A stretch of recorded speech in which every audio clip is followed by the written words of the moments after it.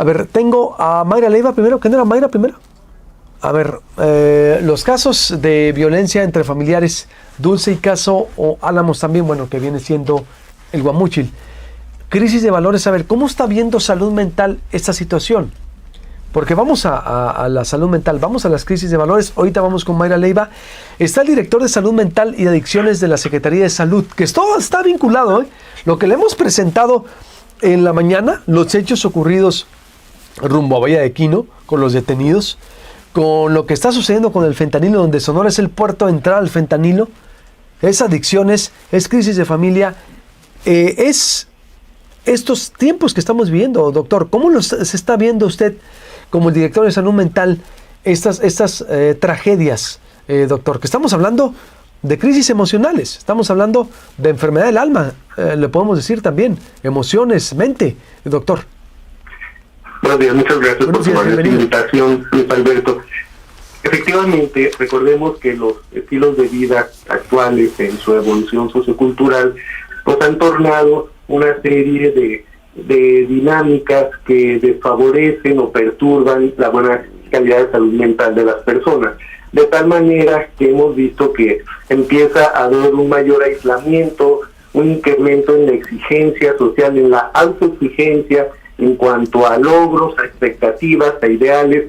También percibimos que las personalidades empiezan a tornar más rígidas, más estrictas, más intolerantes, lo que esto genera una especie de hipersensibilidad o de dificultad para adaptarse a las demás personas, a los grupos, a los sistemas. Todo esto eleva la sensación de estrés o amenaza, con lo que las personas se tornan más impulsivas, más intolerantes, más explosivas. Con esto se afecta la calidad de las relaciones interpersonales, de los vínculos.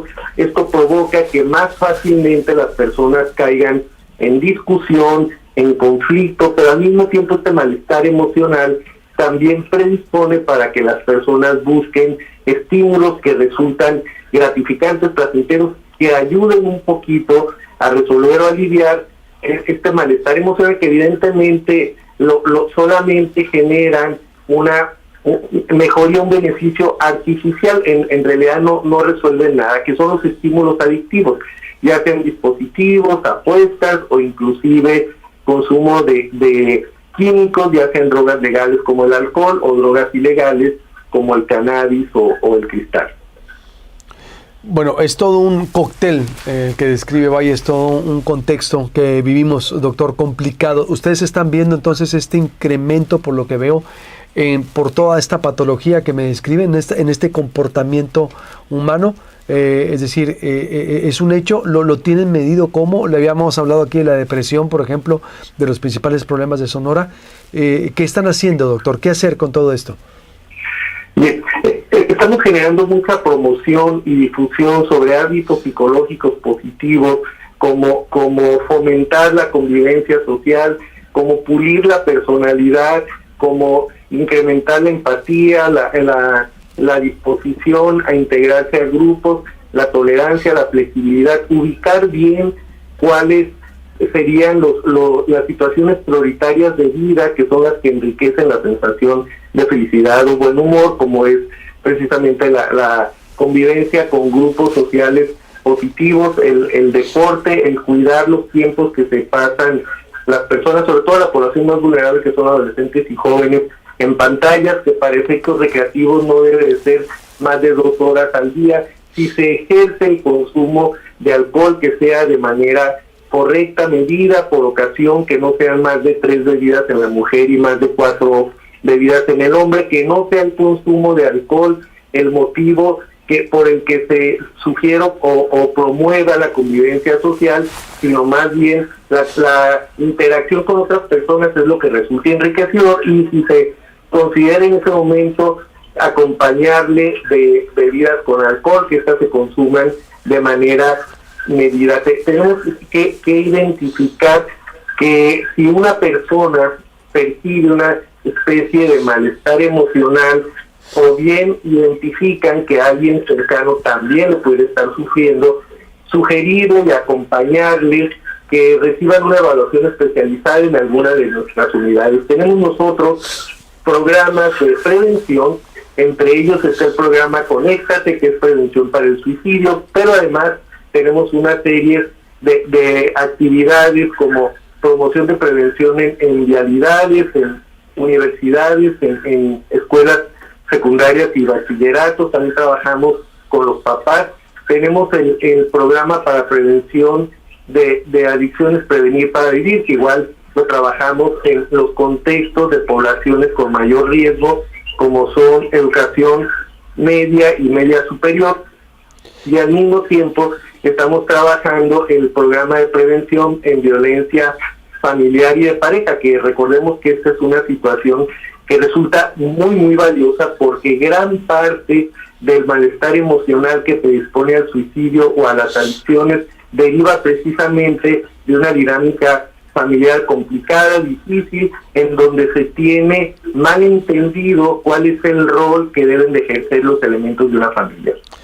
¿Qué le dices a una familia, doctor? Pero a ver, ahorita voy a hacer un corte. ¿Qué le dices a una familia exactamente que a lo mejor vivió un abuso, un niño, una niña, de parte del padre, de los hermanos, o que tienen problemas que no se pueden resolver, cómo lograrlos, y la importancia de la salud mental o de acudir con el psicólogo o de abordar esos problemas emocionales? Vuelvo con esta pregunta con el doctor y vuelvo también con Mayra Leiva, porque no queremos solo quedarnos con los hechos inobjetables, duros, crudos. No queremos cubrir lo que, o no podemos dejar de publicarlos, pero queremos darle por eso a usted una alternativa que pasa por el reforzamiento, por supuesto, de valores personales, espirituales, individuales.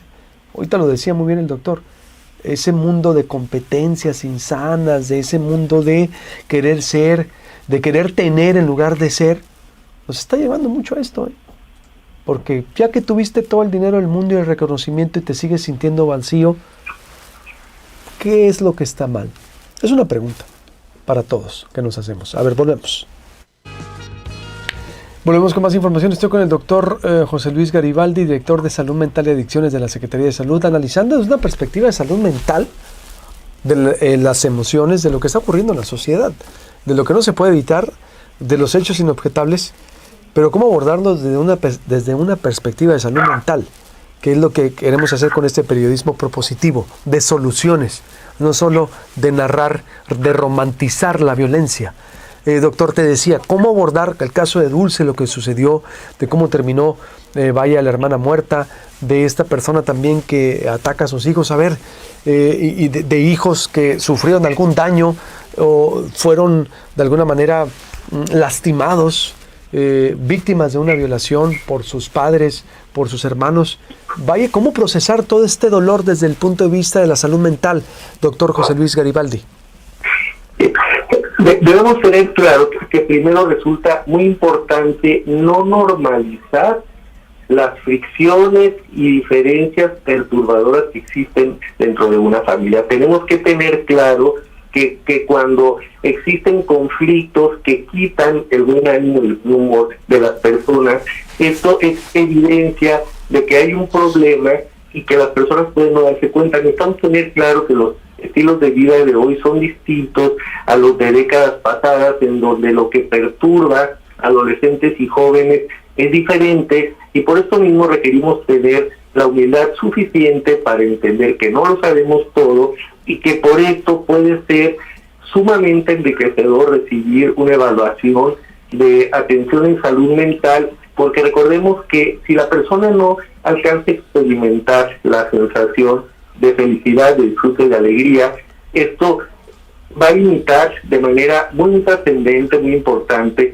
la calidad de vida de las personas, porque finalmente gran parte de lo que hacemos y generamos es precisamente para percibir esta sensación de plenitud y de felicidad.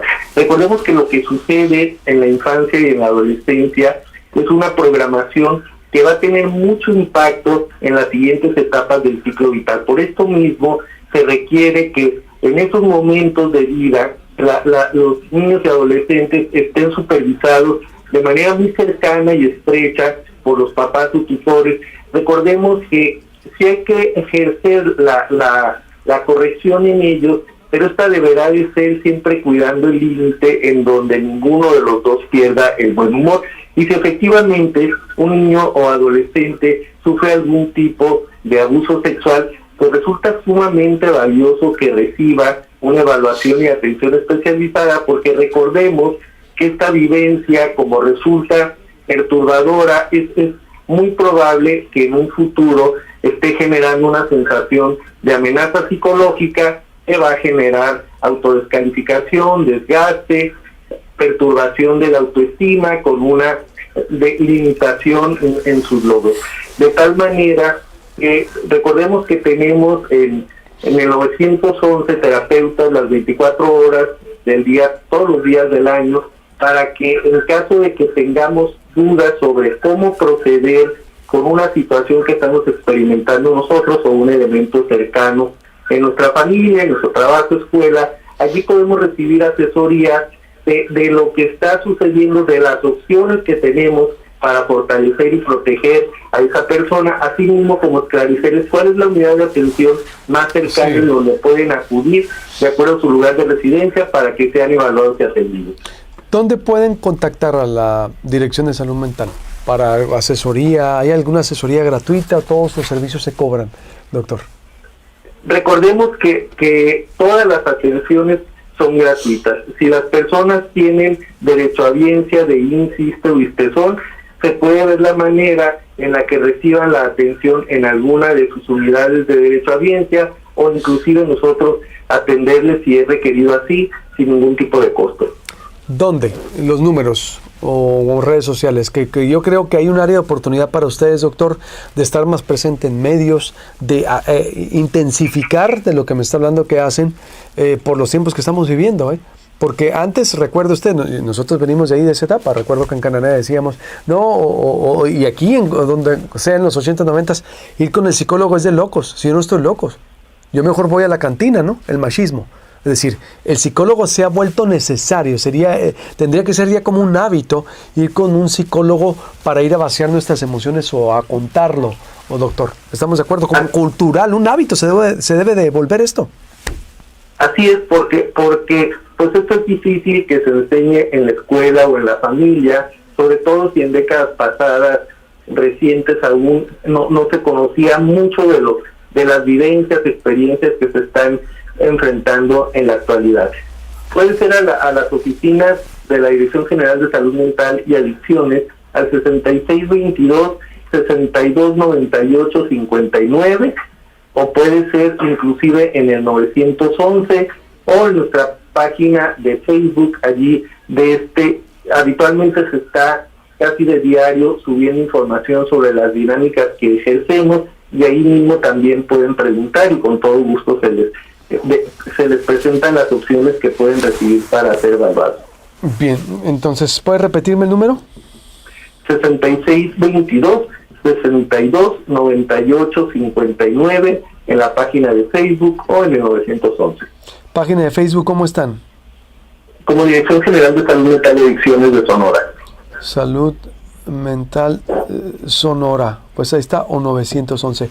Doctor, le agradezco y sigamos haciendo pues equipo en esto, porque sí se requiere este tipo de información. Gracias, buenos días. Para servirles, muchas gracias.